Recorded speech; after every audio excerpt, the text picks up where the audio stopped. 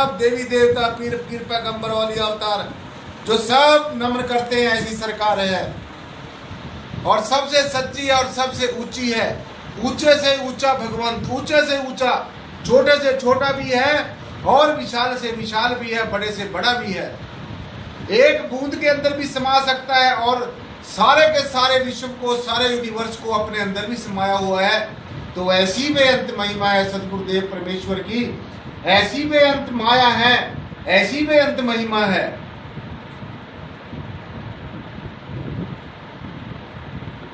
सो ये सत्य स्वरूप सबसे पहले सत्य स्वरूप ये परमेश्वर था और अब भी है और आगे भी रहेगा, क्योंकि सत्य ही सत्य था, पहले सत्य ही सत्य था। सतयुग सत्य, त्रेता यज्ञ, द्वापर पूजाचार, तीनों युग तीने दृढ़े, कलयुग केवल नाम आधार।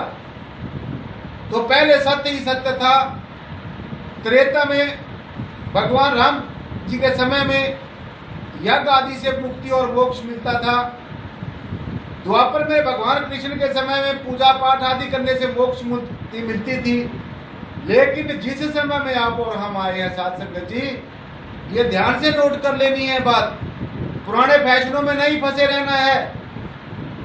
आजकल हाईटेक का जमाना है, विज्ञान का युग है और हर एक जीव प्रमाण चाहता है, हर एक जीव प्रमाण चाहता है, प्रमाणित की हुई बात को मानता है, जिसको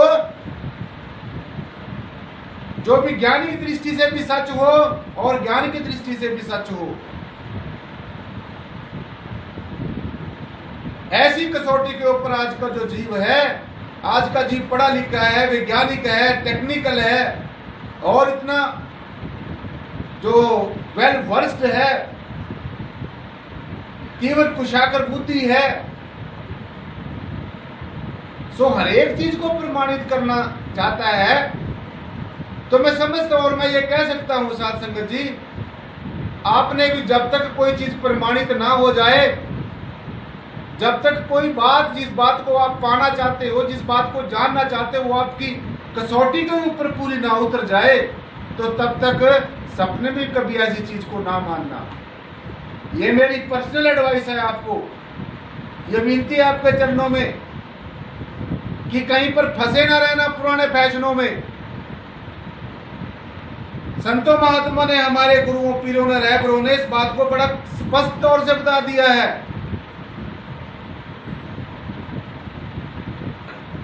कलयुग केवल नाम आधारा, सुमर सुमर जन उतरे पारा। कह रविदास जपे जो नाम, इस जात जन्म न जोनी काम। सब ने एक ही बात कही है, सब ने भी परमेश्वर से स्वयं कुछ भी नहीं है, सब परमेश्वरी परमेश्वर है, सब गोविंद है, सब गोविंद है, गोविंद बिना ही कोई, परमेश्वर के बिना कुछ नहीं है। अगर ये परब्रह्म निर्गुण निराकार सर्वाधार विश्वाधार परम तत्व है तो साथ संगत जी तभी सब कुछ है, तभी जाकर हम और आप सब जिंदा हैं, तभी सभी जीवों का जीवन चल रहा है। अगर ये परम तत्व ना हो, ये सत्य चेतन और अनंत स्वरूप सच्चिदानंद जय श्री प्रियतम निर्गुण निराकार सर्वाधार विश्वाधार परमेश्वर ना हो, ये सच्ची सरकार ना हो, तो हम लोगों का किसी का भी जीवन, एक श्वास भी हम नहीं ले सकते परमेश्वर के बिना। तो इतना नजदीक है परम तत्व, हमारी सांसों से भी नजदीक है। मैं ये समझता हूं कि सांस भी हम परमेश्वर की कृपा से ले रहे हैं और गिने चुने हमारे पास सांस हैं। तो गुरुजी ने कहा कि प्रथमे सत स्वरूप था यह अविनाशी आप, मध्य व्यापक हो रहा। अब देखिए कितनी ऊंची बात, जो सब समस्याओं का समाधान अगर एक बात को इसको समझ लिया जाए, तो मैं आप सारी शासक जी, अपने जो दर्शक हैं, मुझे देख रहे हैं और सुन रहे हैं, सबसे आग्रह करूंगा, सबसे अनुरोध करूंगा कि इस बात को भली भांति समझे जो मैं अब आपके चरणों में जो विनती करने जा रहा हूं। मध्य व्यापक हो रहा, इसको तू मन जाप। अब आप देखिए आपके और मेरे मध्य में कौन व्यापक है? मेरी आवाज आप तक पहुंच रही है, आप मुझे देख रहे हैं, सो कोई ना कोई तो शक्ति ऐसी है जो आप तक पहुंचा रही है। आप सोच रहे हो कि मोबाइल पहुंचा रहा है, मोबाइल के अंदर भी कोई ना कोई टेक्नोलॉजी ऐसी की हुई है, किसी शक्ति को पकड़ के बिठाया हुआ है, जिसके माध्यम से ये आवाज हम एक दूसरे के जो है सुन रहे हैं। मेरी आवाज आप सुन रहे हैं, मैं तो आपकी आवाज नहीं सुन सकता। तो ये कहा कि मध्य व्यापक हो रहा है, जो आपके और मेरे मध्य में व्यापक है, विद्यमान है, विराजमान है। जो आपके और मेरे मध्य में विराजमान है। साथ संगति गुरु जी ने संदेश दिया है, उपदेश दिया कि इसको जापना है, इसका जाप करना है, इसका सुमिरन करना है। और अब ये है कौन है? क्या कभी हमने जानने की कोशिश की? और अगर आज से पहले कभी कोशिश ना की हो साथ संगत जी, आज से ही शुरू कर दो।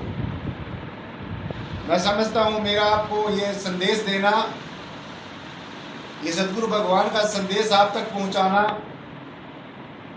तो मैं समझूंगा कि मेरा जीवन जो है वो धन्य हो जाएगा, मेरा जीवन सार्थक हो जाएगा।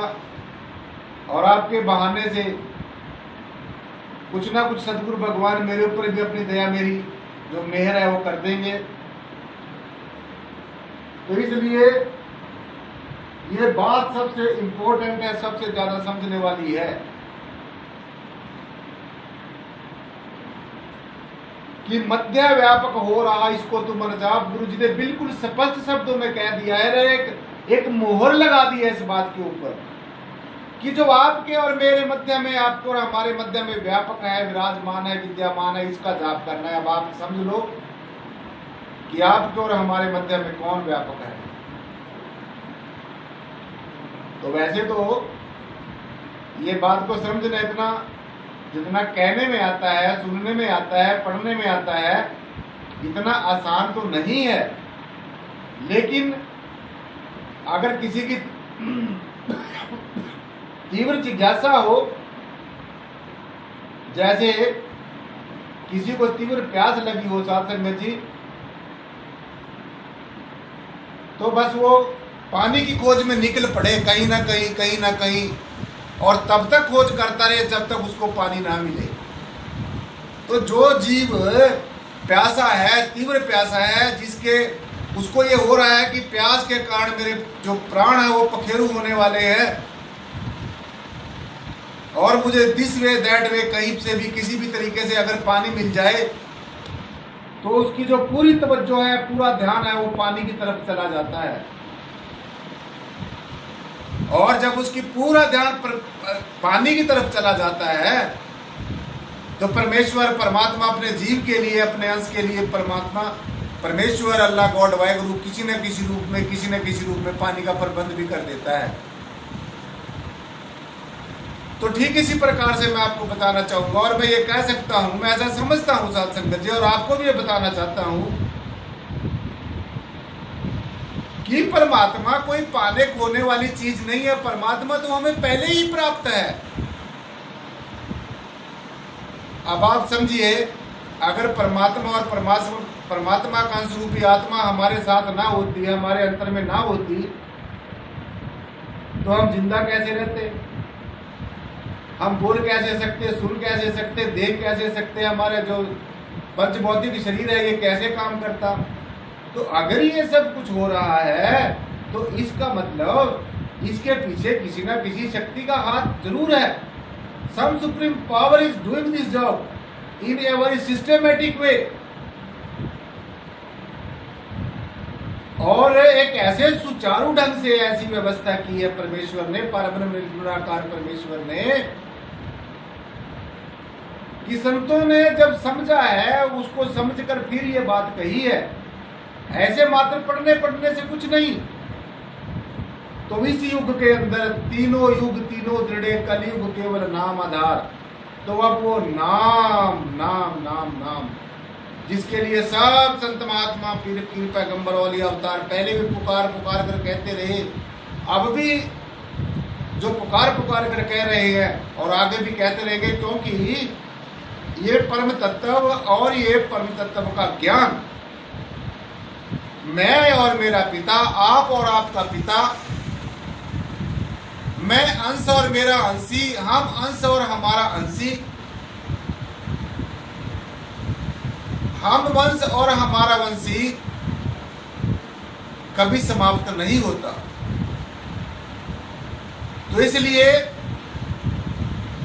जो आपका निज नाम है, आपका अपना स्वरूप है, अपने स्वरूप का ही ध्यान करना है। अगर आप किसी अपने से अलग किसी चीज का ध्यान कर रहे हो तो ये समझ लेना चाहिए कि आप परमात्मा को अपने से अलग समझ रहे हो, क्योंकि अगर कोई अलग हमारे से कोई चीज है और हम उसका ध्यान कर रहे हैं तो इसका मतलब डुबदे पत्थरां नूं